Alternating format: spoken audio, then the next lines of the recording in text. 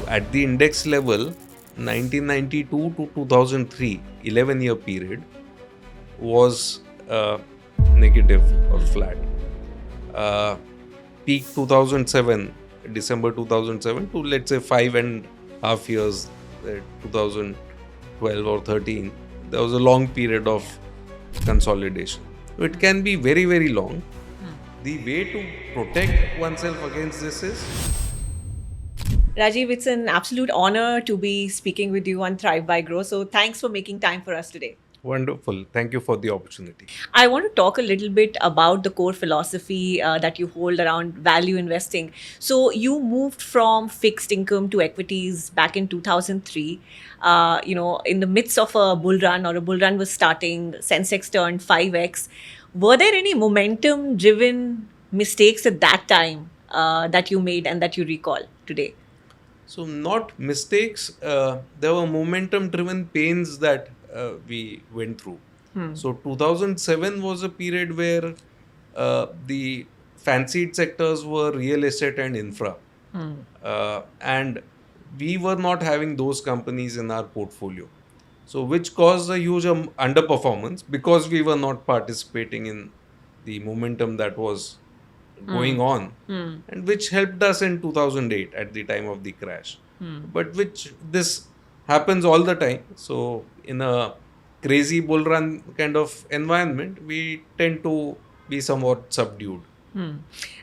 So also how value investing has really changed. I think back then, if there was a single digit PE and there were some dividend yields, that signaled value. Today we are looking at 100 plus P's. What are some of the major shifts that you see that have come in today? So the 100 P stocks existed even then, and they were not value. So you simply have to stay away from a good quality company, but which is overvalued. So late 90s, companies like Infosys and Wipro, absolutely phenomenal companies by the way, but they were trading at 300 times earnings or 200 times earnings kind of multiples. Now, for almost 7 years, 10 years, these companies gave zero return to shareholders who bought at those prices, even though profits grew quite a bit. So essentially, our job is to identify not only good quality managers and companies, Yeah. but to buy them at the appropriate valuation. And if things get out of hand, to actually sell them and move on. But that's such an important point, right? I mean, if somebody sold Infi back then they would be regretting today. So, how do you advise people learn or to develop that patience that sometimes in the long term, it means that you will be sitting on flat to negative returns, but there would be returns maybe in the longer tenure. So flat to negative returns are a feature of equity investing. It's not a bug. But over what duration? That's the question. It can be very, very long. Uh, so at the index level, 1992 to 2003, 11-year period, was negative or flat. Peak 2007, December 2007 to let's say 5.5 years, 2012 or 13, there was a long period of consolidation. So it can be very, very long. The way to protect oneself against this is to give up some extra returns in the bull period. So if in 2007 you were away from the frothiest sectors, real estate and infra, you would look very, very foolish in 2007, but you did not have such a long period of zero or negative returns because you were away from the frothiest sectors. So if one is okay with reasonable rate of return over a long period, then you avoid the worst mistakes in a bull run. So, what you said in the previous answer, another question pops up that as a value investor, you have some control over the level at which you're entering. But for those of us who prefer growth companies, how do you decide where to sort of, draw the line? Because growth stories can be exciting, but how do you know you're not overpaying? Growth companies can also be value investments. So growth is put into your estimate of future cash flows, and based on those future cash flows you arrive at some value you think is reasonable for that company, and then you have to buy it at a discount to that value. So today in our portfolio we have companies like Microsoft, Google, Amazon, Facebook, which a lot of people would classify them as growth companies, but we think that they are intrinsically worth more than what they are quoted at in the market. So it's not that we are against growth, it's just that we are against overpaying for growth. There's a fine line, a I would distinction love for between you these. to, elaborate, because I think you have said that predicting growth can be easy, but making money is the tough thing. So if you can elaborate on that for our viewers, it would be helpful. So Benjamin Graham said this many, many decades ago. His few lines were: obvious prospects for physical growth do not translate into obvious profits for investors. So physical growth is your top line. More uh, number of units get sold and the company earns a revenue. Profits for investors are the bottom Yeah. line. Is there a reported profit?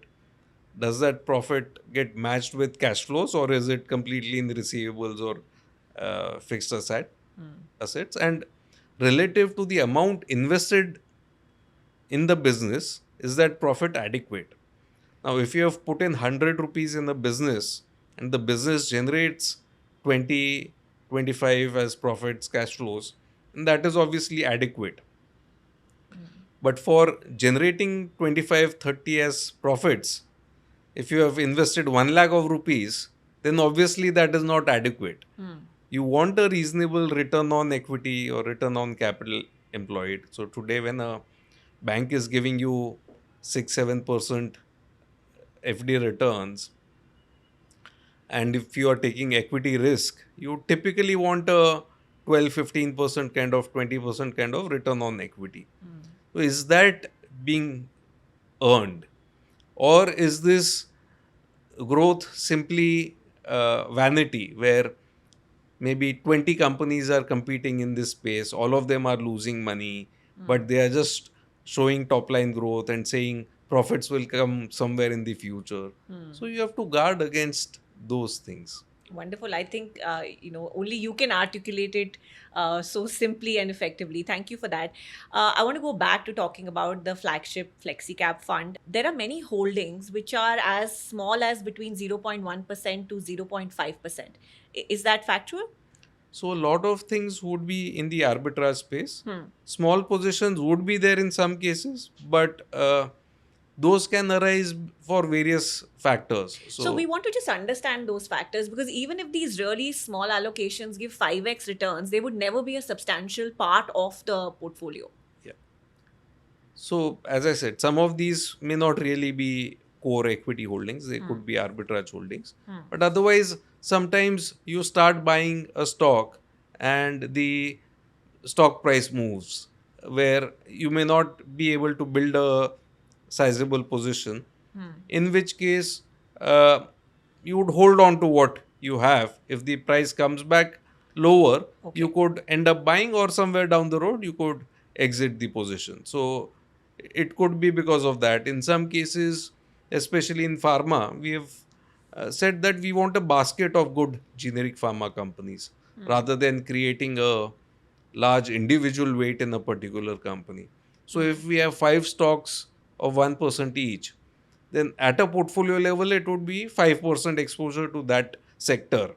So while we are not looking at individual companies too much, we are looking at that exposure to that space. So it Exposure to could. the sector and various companies Yes. within. We speak a lot about how India is adding new retail investors every day. Number of demat accounts is growing, and PPFAS has such a cult following. Right, many new investors, in fact, begin their journey because of the sheer simplicity of what you have offered so far. The identity of the FlexiCap Fund is you, right? It's like Elon Musk and Tesla, right?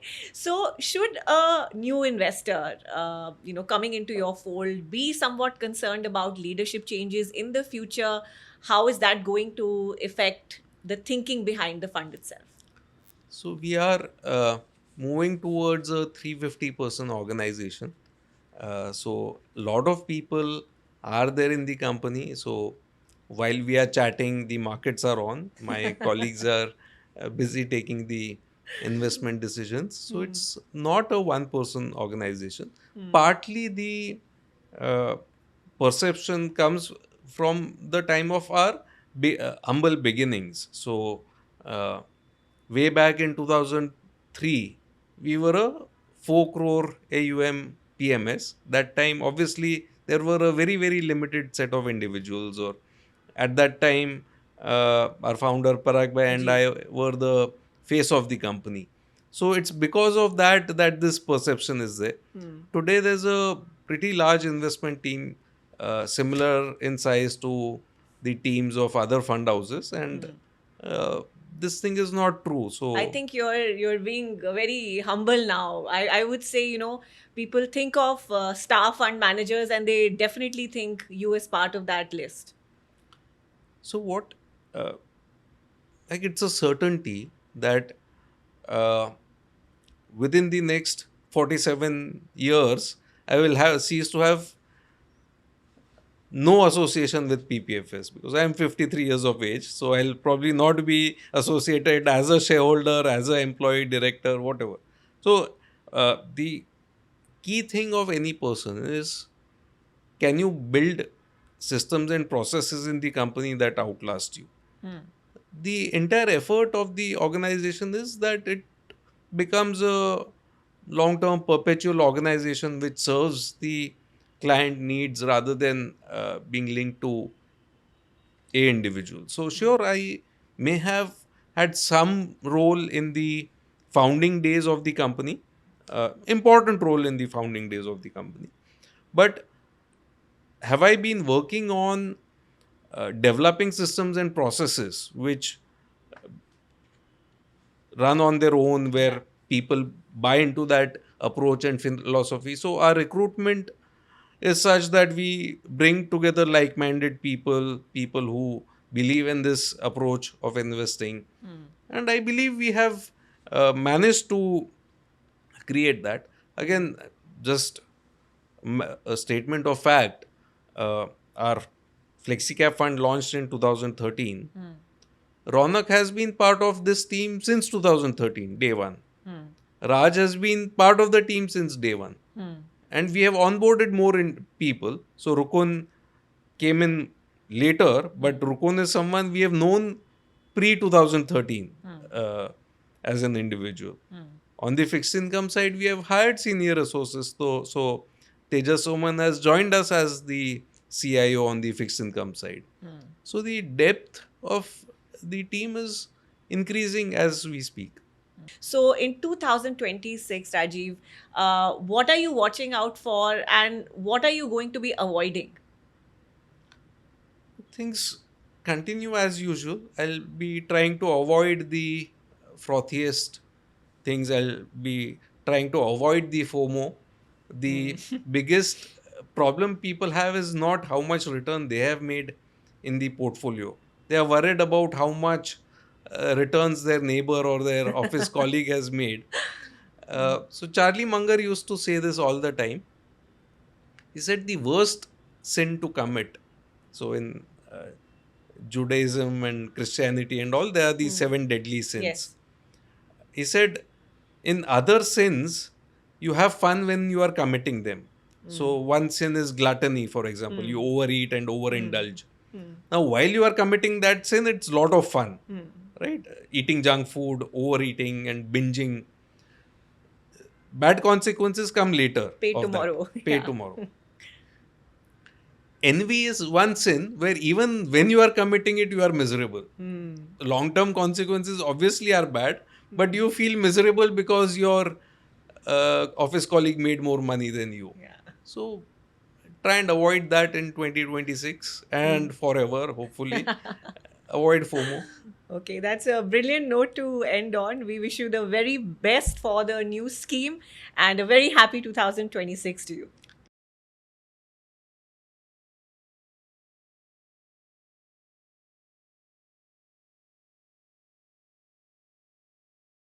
Investment in securities market are subject to market risks. Read all the related documents carefully before investing. Please read the risk disclosure documents carefully before investing in equity shares, derivatives, mutual fund, and or other instruments traded on the stock exchanges.